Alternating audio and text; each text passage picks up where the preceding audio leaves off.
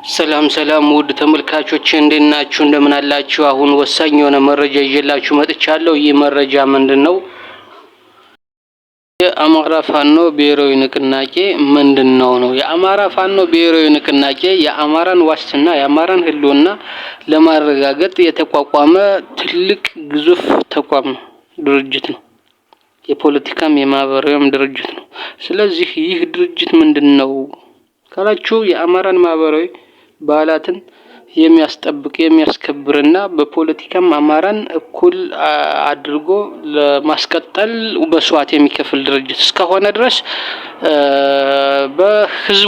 በህዝቡ መካከል በአባላቱ መካከል በአመራሮች መካከል አንድነት ሊኖር ይገባል፣ መተባበር ቅንነት ሊኖር ይገባል። ስለዚህ አሁን ከፍተኛ የሆነ የብልጽግናው ኃይል ምንድነው ምርጫውን ለማድረግ አፋብንን ማጥፋት ወይም ማዳከም በሚል ከፍተኛ የሆነ ዘመቻ ዘምቷል። አሁን እንደ ቀጠና ሰሜን ሸዋ ላይ፣ ደቡብ ወሎ ላይ እና ምስራቅ ጎጃም ላይ ከፍቷል። ነገር ግን ይህ ቀጠና ገና የሚቀጥል ነው የሚሆነው።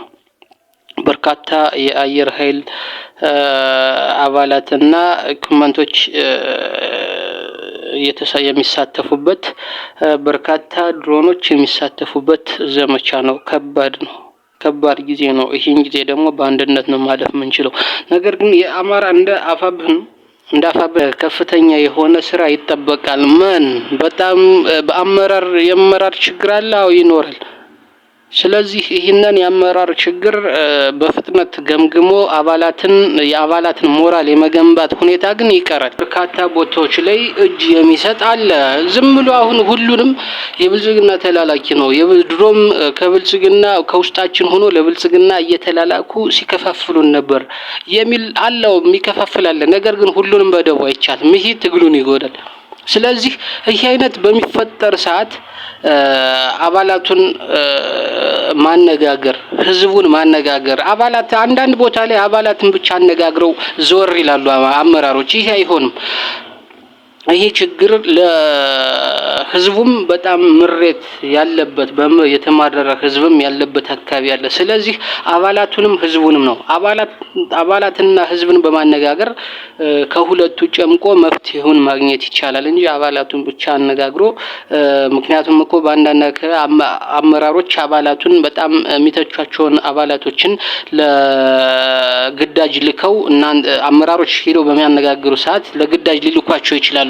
በዚህ ሰዓት ከአባላቱ ተገቢውን የሆነ ዳታ መሰብሰብ አይቻልም። ነገር ግን ከአባላቱ ያለፈውን ግን ከህዝብ ማግኘት ስለሚቻል ህዝብንም አባላትንም አብዛኛውን እጅ የሚሰጥበት አካባቢ ያለውን በተለይ ህዝብን። ምክንያቱም ይህ አባላት ለህዝብ ብሎ እስከወጣ ድረስ በጣም ቅሬታ የሚያቀርበው ምንድነው? ህዝብ ሲበደል ነው። ህዝብን እየበደለ አንድ አመራር ለራሱ ጥቅም ሲያውል ነው።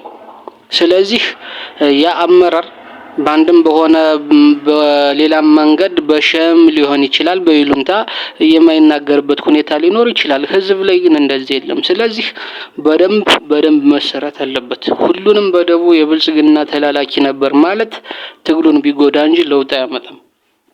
ስለዚህ አመራሮች በጣም ከፍተኛ የሆነ ጥረት አድርጋችሁ ይሄንን ችግር በመፍታት አሁን ከፍተኛ ዘመቻ የከፈተብንን የብልጽግናው ኃይል አሸንፈን ህልውናችንን ማረጋገጥ መቻል አለብን። ለዚህ አንድነት ግልጽ ነው።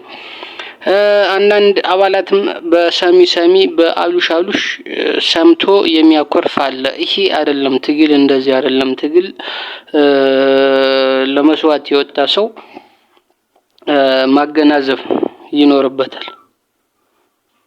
ዝም ብሎ አንድ ሰው እንደዚህ ከሊ አለኝ እኮ ብሎ ስለተነገረ ብቻ አምኖ አንጠልጥሎ እጅ መስጠት የለበትም።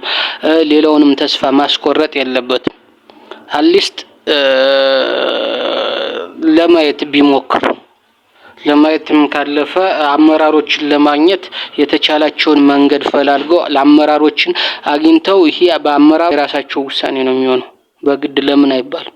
ምክንያቱም በዚህ ሰዓት አይደለም በራሱ ፍላጎት አላማ ይዞ ወጦ ቀርቶ በመንግስት ተቀጥሮ ደሞዝ እየተከፈለው ቢገኝ ስንት መስዋዕት እንደሚያስከፍለው እያወቀ የሚከዳል። በመንግስት ደረጃ እንኳን ማለት ነው አይደለም በፋኖ ደረጃ። ስለዚህ በፋኖ ደረጃ ሴንሲቲቭ ነው፣ ከመንግስት የፋኖ ሴንሲቲቭ ነው። ያ የመንግስት ሲሆን በመከላከያ ሲሆን ደሞዙ ፈልጎ ነው፣ ስርዓት ኑሮ አንከራጅቶ አንድም ደግሞ ታሉ ነው። ይህ ደግሞ ከቤተሰብ ጋር ተጣልተው የሚገባለ መከላከያ ላይ። ፋኖ ላይ ግን እንደዚህ አይደለም። አማራ ሰንቆ ነው የገባው፣ አማራነትን ሰንቆ ነው ወደ ፋኖ የገባው። ስለዚህ ይህን አማራነት ሰንቆ የገባ ሰው በቀላሉ ተስፋ ቆርጦ ሌሎችንም መከፋፈል የለበትም እና